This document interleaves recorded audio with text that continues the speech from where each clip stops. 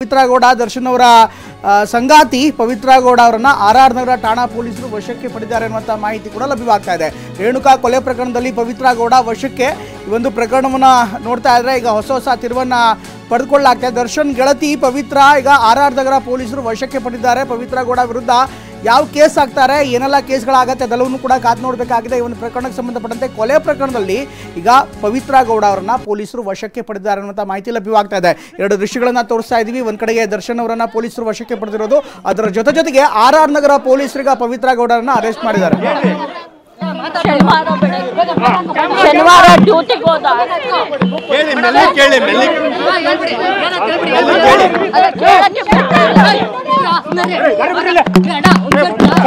ಇಷ್ಟು ಮುಂದೆ ಅಮ್ಮ ಏನಾಗಬೇಕು ಶುಗರ್ ಇದೆ ದೂರದಲ್ಲಿ ಕೇಳಿ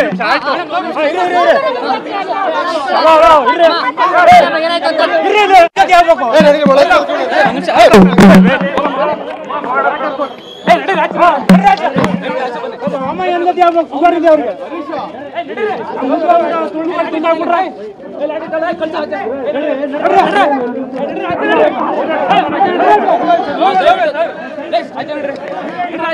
ನೀವೇನ್ ಸರ್ ನಿಮ್ಗೆ ಡಿಸಿಪಿ ಎಸ್ಪಿ ಹೇಳಿದ್ರು ನಿಮ್ಗೆ ಮಾಡ್ತಿರಲ್ಲ ದಯವಿಟ್ಟು ಆಚೆ ನಾವು ಆಸ್ಪತ್ರೆ ಕೊಡ್ತಾರೆ ಬನ್ನಿ ಸರ್ ಆಸ್ಪತ್ರೆ ಕೊಡ್ತಾರೆ.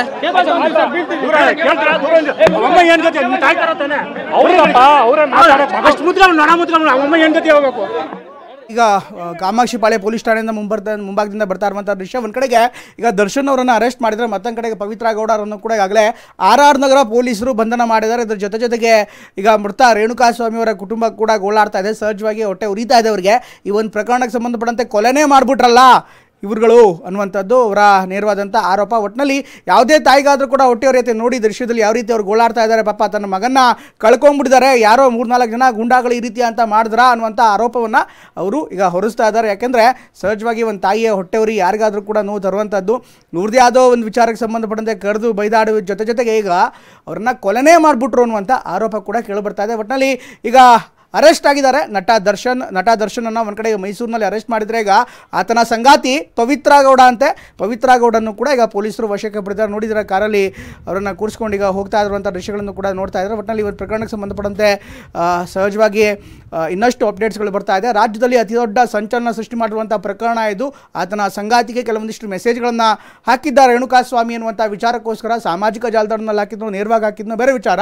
ಒಟ್ಟಿನಲ್ಲಿ ಈ ಪ್ರಕರಣಕ್ಕೆ ಸಂಬಂಧಪಟ್ಟಂತೆ ಮೆಸೇಜ್ಗಳನ್ನು ಹಾಕಿದ್ದ ಅನ್ನುವಂಥ ವಿಚಾರಕ್ಕೆ ಸಂಬಂಧಪಟ್ಟಂತೆ ಸಿಟ್ಟಾದಂಥ ದರ್ಶನ್ ಮತ್ತು ಆತನ ಸಹಚರರು ಆತನನ್ನು ನೇರವಾಗಿ ಅಂದರೆ ರೇಣುಕಾ ಸ್ವಾಮಿಯನ್ನು ಖಾಸಗಿ ಸ್ಥಳಕ್ಕೆ ಕರೆಸಿ ಆತನ ಮೇಲೆ ಹಲ್ಲೆ ಮಾಡಿದ್ರಂತೆ. ಅದಾದ ಬಳಿಕ ಸ್ಥಳದಲ್ಲೇ ಸಾವನ್ನಪ್ಪಿದ್ದ. ಈಗ ಅದೇ ಆರೋಪವನ್ನು ಈಗ ಪೊಲೀಸರು ಅಥವಾ ಈ ಒಂದು ಪ್ರಕರಣದಲ್ಲಿ ಸಂಬಂಧಪಟ್ಟಂತೆ ಪೊಲೀಸರು ಕೂಡ ಮಾಡ್ತಾ ಇರುವಂಥ ಆರೋಪ. ಈ ಆರೋಪದಲ್ಲಿ ಸತ್ಯಾಸತ್ಯತೆ ವಿಚಾರಕ್ಕೆ ಸಂಬಂಧಪಟ್ಟಂತೆ ತನಿಖೆ ಆಗಬೇಕಾಗಿದೆ. ಈ ಆರೋಪಕ್ಕೆ ಸಂಬಂಧಪಟ್ಟಂತೆ ಈಗ ಪೊಲೀಸರು ದರ್ಶನ್ ಅವರನ್ನು ಅರೆಸ್ಟ್ ಮಾಡಿದ್ದಾರೆ. ಜೊತೆಗೆ ಪವಿತ್ರ ಗೌಡ ದರ್ಶನ್ನ ಸಂಗಾತಿ ಪವಿತ್ರ ಗೌಡನನ್ನು ಕೂಡ ಈಗ ಅರೆಸ್ಟ್ ಮಾಡಿದ್ದಾರೆ. ಒಟ್ಟಿನಲ್ಲಿ ಈ ಪ್ರಕರಣ ಹೊಸ ತಿರುವನ್ನು ಪಡೆದುಕೊಳ್ತಾ ಇದೆ. ಇನ್ನೊಂದು ಕಡೆಗೆ ರೇಣುಕಾ ಸ್ವಾಮಿ ಕುಟುಂಬ ಏನಿದೆ ಅವರು ಕೂಡ ಈಗ ಕಾಮಾಕ್ಷಿಪಾಳ್ಯ ಪೊಲೀಸ್ ಠಾಣೆ ಬಳಿ ಬಂದಿದ್ದಾರೆ. ಮೃತದೇಹವನ್ನು ನೋಡೋದಕ್ಕೂ ಕೂಡ ಸಹಜವಾಗಿ ಪೊಲೀಸರಿಂದ ಎಲ್ಲ ರೀತಿಯಂಥ ಸಹಕಾರ ಸಿಗುತ್ತೆ. ಯಾಕೆಂದರೆ ಸಹಜವಾಗಿ ಕೆಲವೊಂದಿಷ್ಟು ಪ್ರೋಟೋಕಾಲ್ಗಳಿರುತ್ತೆ ಅಥವಾ ಒಂದು ಶಿಷ್ಟಾಚಾರಗಳಿರುತ್ತೆ, ಅದೆಲ್ಲೂ ಕೂಡ ಪೂರೈಸಬೇಕಾಗುತ್ತೆ. ಇನ್ನು